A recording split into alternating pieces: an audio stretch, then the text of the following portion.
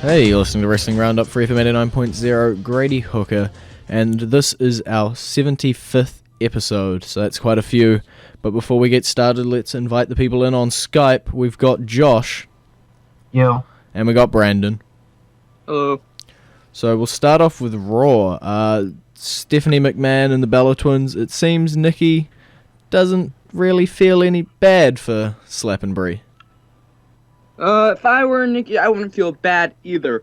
The way Brie Bella has treated Nikki Bella is pretty disgusting.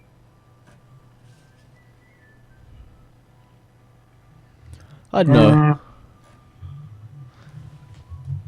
It depends whether they're playing this off as an angle or something for Total Divas, but yeah. I'm really not as interested in Nikki versus Brie as I was Brie versus Stephanie. Well, of course, because you don't really see Stephanie McMahon in the ring so often, so that was a pretty nice thing to see. But, to be honest, I kind of like Nikki Bella as a bad girl, because to me she comes off as a natural one. Still can't cut a promo much to save her life, though. And so she has Stephanie in her corner. I just wonder where they're going with her. It's obvious we'll probably get a match between them at United Champions. And it'll probably be the fourth straight pay-per-view which we've had two Divas matches on. Woo! It depends. This could still be some long angle where Nikki Bella was always with Brie and messing with Stephanie to get back at her, something like that. Well, what I saw on Raw last night, it does not look like Nikki Bella is with Brie Bella. Yeah, I saw that too, but see, that's what acting is for. They are on a reality show. By acting, I think you're talking about Nikki Bella and not Brie Bella. Yeah, they can both act. Ooh. So, first match, Wyatt family versus Big Show and Mark Henry. And this is the first time when we were like, what are they doing? Yeah, we've seen this match like a few times, like 2 or 3 times over the past like week or two, and pretty sure Big Show and Mark Henry have won all of them. So if I were Luke Harper and Eric Rowan, I'd stay away. And it's not that; it's just you have a promising young tag team in the Wyatt family, and then you have 2 former main eventers that go over them. And then suddenly it seems like they're going to split that team up and have Henry go after Rusev. So it's like, well, what was the purpose of putting them over the Wyatt family then? I don't think anyone knows what's up with that. Yeah, the Wyatt family just seems in a big funk right now. Luke Harper and Eric Rowan. I looked up their previous matches. They haven't won in like a month or two, so need to get out of that cold streak. Well, talking about people who were in cold streaks, Dolph Ziggler gets a little bit of a rub from Ric Flair. Yeah, it was kind of interesting. We saw Ric Flair twice, so yeah, I think that was maybe a one-time thing. I thought they could have been teasing something, but the more I think about it, the less likely they were teasing something. Yeah, I was expecting Flair to come out and screw Ziggler out of the championship during their match. So yeah, later in the night, Intercontinental Championship match, Dolph Ziggler put his title on the line against Miz, and Ziggler lost, but retained via count-out. Yeah, it looks like we're going to be seeing this match again at Night of Champions. Expect Dolph Ziggler to retain. Yeah, but we just expected Miz to retain at SummerSlam. That didn't work so well. Honestly, you would think with the fact that the World Championship, the top championship in the company is not going to be around much going forward, you would think they would start trying to build up the other championships. But instead, 3 of the 4 champions lost their matches. You're so funny. And the other one only won because he was teamed up with Roman Reigns, their latest superhero. But yeah, I don't know what's up. You would think since Brock Lesnar isn't there that they'd build up at least the IC and US, and they still, like, the IC at least has an angle to it. The US still seems to be quite dead until this week's Raw. And this technically past it was week on last main week's event. main event. Ah, okay. Yeah, Cesaro got really up in Sheamus' grill, as people say. Great way to put it. Yeah. So we'll jump back. Dean Ambrose forces Seth Rollins to take the Ice Bucket Challenge. God, it's for charity! Oh, I think that was perfect, but you know, we all knew it was going to be leading up to that absolute burial at the end. Yeah, but I think the most hitting Rollins in the face with that bucket was hilarious. I crack up laughing every time I see it. So I'm guessing you want a GIF made of that. Yeah, it probably has been, Jeff.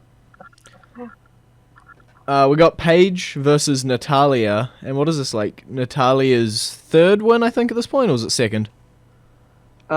This is her first. She wins on SmackDown. Yeah. Yep, she won on SmackDown as well. So she got a 2 couple wins of... over the Divas champion in 1 week. You'd think that makes you the number one contender. No, Well, as we saw on Raw, Natalia, I don't think I would consider her a contender now. No. But technically, she did beat the champion twice, so... Yep. Logically, she should probably be inserted and it should be a triple threat. But we all know that it'll just be AJ Page. Yeah, and you can also insert Eva Marie into that question, because she never got a third match against the Divas champion at the time, AJ. So, Eva Marie has a compelling argument there. Yep. Let's leave Eva out of this and just go with the triple threat with Natalia. I'm happy with the triple threat, not with the Eva comment. So we'll jump into our classic entrance theme of the week. It's Sting's when he was in WCW, was it, Josh? Yeah, it's Crow theme.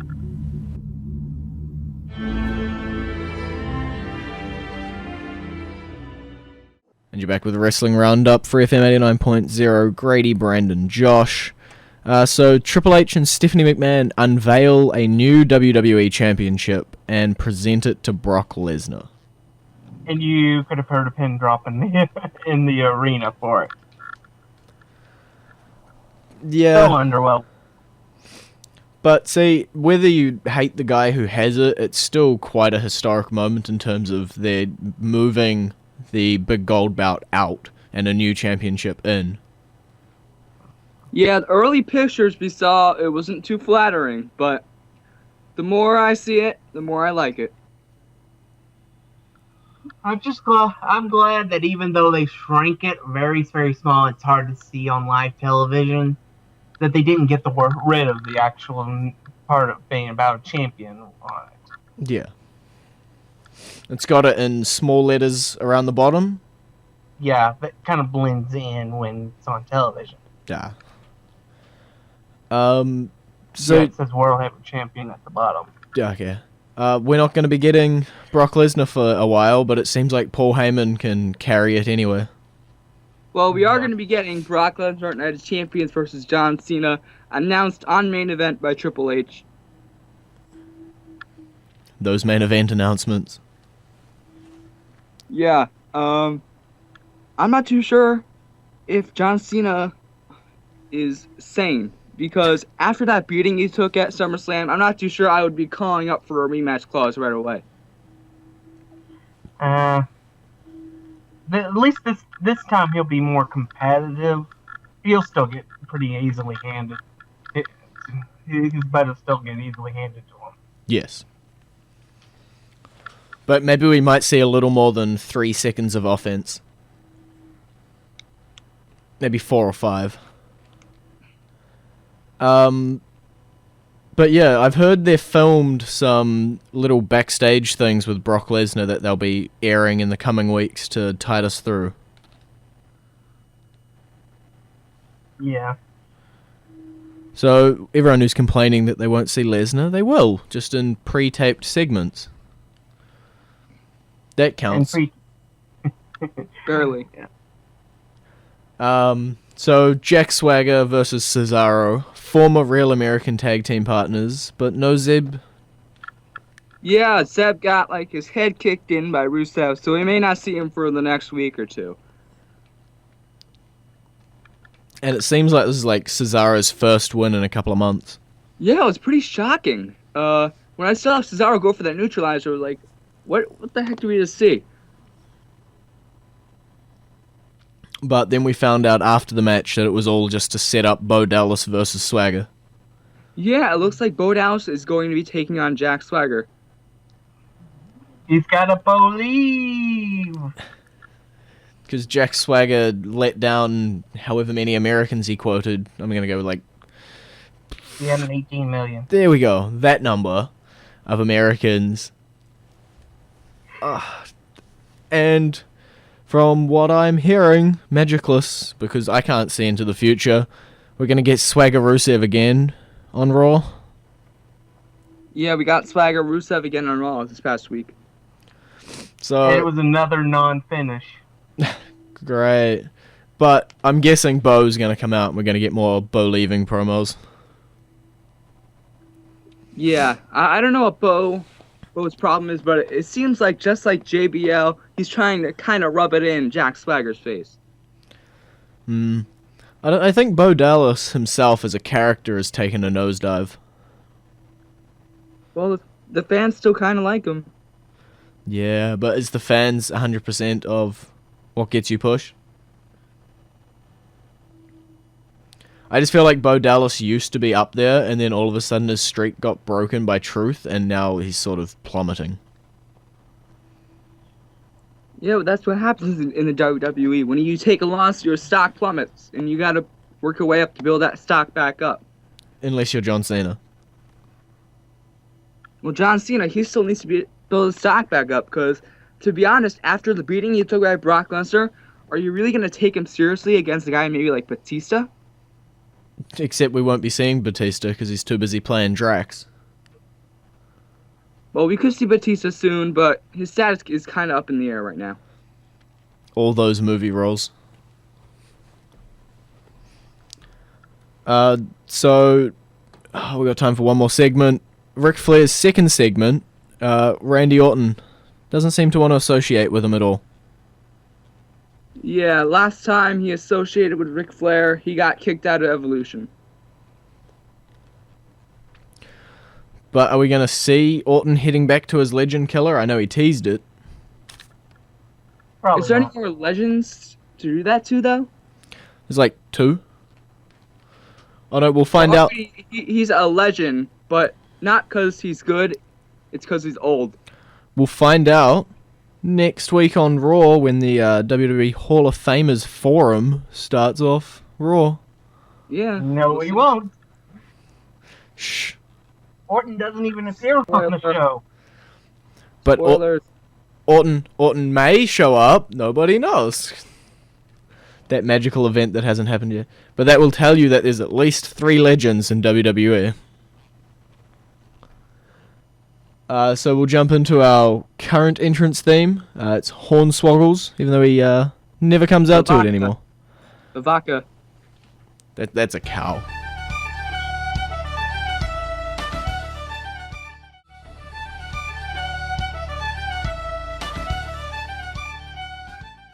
And you're back with Wrestling Roundup, FreeFM 89.0, Grady, Josh, Brandon. 6-man tag team, Sheamus, Rob Van Dam, Roman Reigns versus Randy Orton and Rybaxel. Yeah, the Biggest crowd thing really from this behind match? Ryback. Yeah, the hometown crowd really got behind Ryback. Let's go Ryback. Ryback rules. But yeah, I'm guessing this is one of RVD's last matches. Yeah, Yeah, I from what I've heard, SmackDown. He took a brutal beating from Randy Orton. from what I've heard, his last day in the company is actually tonight, Okay. at least in his current contract. And he's picking up wins on his way out for once. Yeah, he picked up a win. That counts. Yeah, he'll probably lose to Seth Rollins and gets curb stomped out of the WWE. That's just what everyone does now. If you want to leave, Curb you stomp. have to get curb stomped. Curb stomp on cement bricks. Cinder blocks. Same Unless thing. your name is Roman Reigns and then you throw them at Seth Rollins. And Almost hit Jerry Lawler there. pulling it back though, so that was, how long has it been since we've seen our US champ in action? He Well, was they found him for action 2 last straight week. shows. Hmm? They found him for 2 straight shows. Magic. He was also on main event last week during That's what I meant. and They found Cesaro, him. and he had an interaction. Okay. But in terms of wrestling, he's been off for a little while. Yeah, he's been off. Like, he can't connect with the crowd. I just headbutted the microphone there. I'm just going to move on. That might be the safest thing to do here. Yes. The Usos lost to whatever we're calling the team of Goldust and Stardust. Yeah, it seems like they're going with Gold and Stardust. So, should we call them that? I don't know. I'm still flicking around from what Josh calls them, Gold Star to the Dusts, Dust to Dust. There's There's 15 different names out there for them. just The pick one. Cosmic Key team. To be honest, Stardust and Goldust, they've been on a pretty good roll. The only team they lost to was Slater Gator on main event. So, Well, maybe they found that Cosmic Key because they did beat the tag champs. yeah, the tag team titles has always been talked about being the Cosmic Key. And I'm so confused about what the heck a Cosmic Key is, so. It's something that aligns the stars so your destiny can be fulfilled. And You sound yet like Del they Rio haven't there. mentioned it since the last promo. Yeah. JBL has mentioned it every week. Well, maybe they'll Yep. pull what WWE does best and make Hornswoggle the Cosmic Key and dress him up in gold. He'll come out with them. Boom, found the Cosmic Key. No, They they have found so a little troll that who must should be- be fired. But come on. Hornswoggle, Cosmic Key, perfect match. He's already done every other role. So that means Los Matadores has the Cosmic Key. So we got Rusev and Lana and Mark Henry. So I'm just going to say it now. Mark Henry, Rusev should have happened a while ago. Yeah, it was actually rumored a while ago. I think for Extreme Rules or another pay-per-view like that, and it never happened. So we're finally getting to see this matchup. And for some reason, the newly formed team of Big Show and Mark Henry just dissolves. Yeah, I'm kind of surprised Mark Henry decided to branch off on his own, because if he's stuck with the Big Show, and if he does stick with the Big Show, I should say, maybe there could be a tag title shot in the future. Who knows what they're planning? I bet that was probably a change right in the middle of the show. Yeah. I think I called Henry Rusev ages ago, saying it was the feud I wanted to see after Rusev Big E. So I don't really care. We're getting it, even if it is a couple of months late. Yeah, a couple of months late. I think it's a lot of months late. We should have seen this matchup a while ago to build Rusev up even more. But regardless, we're going to see this match at Night of Champions, and it's going to be interesting to see if Rusev can get Mark Henry in the accolade. I don't know. I think Mark Henry could be the guy to hand him his first loss. That wouldn't be too smart, because Mark Henry's 65. Yeah, but everyone's got to take a loss sooner or later, and Bo Dallas lost to R-Truth. Yeah, but to be honest, I see Rusev being a big star, and I think they need to protect him. And they've done a good job of that so far. He's only lost once or twice by DQ or something, so he's pretty strong so far. By the way, Mark Henry is 43. Not 65. To the main event, Dean Ambrose versus Seth Rollins, in one of 3 stipulations that were all pretty much the same thing. Just minor differences. Yeah, this was a really, really good match. I can't say I've seen a better match on Raw in the past number of weeks. But Kane got involved. Classic Kane there. Yeah, even Kane getting involved, it didn't make the match, it didn't change whether the match was good or not. It was still a great match, a lot of amazing spots, and some of the things I cringed at because I knew it freaking hurt. Like the ending? Not the ending there, because I knew, I don't think those were real cinder blocks. I've played with cinder blocks before. I don't believe they smash that easy, no. Yeah, unless Seth Rollins has like a bionic leg or something. Then those were real cinder blocks. They may be made with a bit of weakened concrete. But let's question this. How the heck did those get there? Yeah, Without nobody seeing them. the magical appearing cinder blocks. You put a cardboard box over shit, it isn't there. Yeah. Yeah, well, they were well hidden. They were hidden behind a table. It's quite easy to hide things. I wonder And if they'll do that obviously, again. The director of operations hid them in the first place. I'd love to hear that phone call. Boop, boop, boop. Hey, can we please just put some cinder blocks at ringside? Maybe just shove a table on top of them so nobody can see them? Hmm. It was weird as to how they just appeared there, but it's easily explained away. I'm not going to get caught up on that since it was a good match. Yeah, it was a really good match. And now Dean Ambrose gets to go film his movie. Yeah, I get to go film, I believe it's called Lockdown? Yeah, I think it's about a cop who gets stuck inside his precinct with a whole bunch of dirty cops trying to kill him, I believe. Yeah, Dean Ambrose is one of those guys that if he went into the movie industry, he'd be great. So, yeah, Dean Ambrose is written off. Who's Seth gonna face? Probably the other Shield brethren.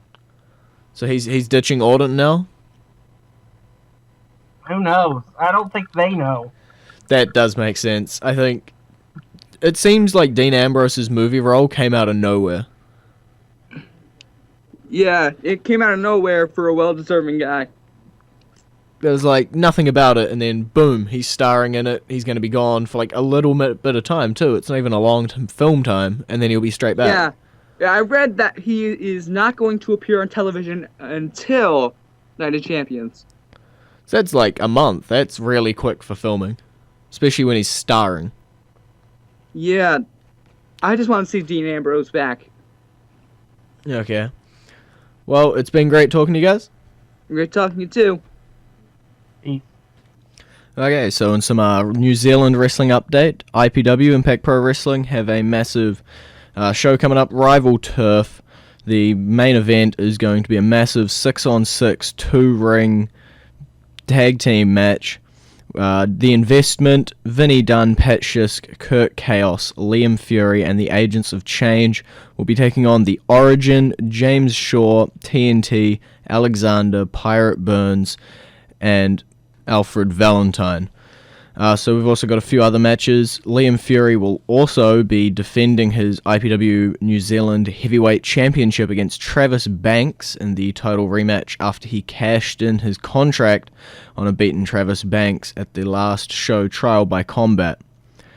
We've also got Liger taking on Johnny Idol in what has been a heated one-on-one feud.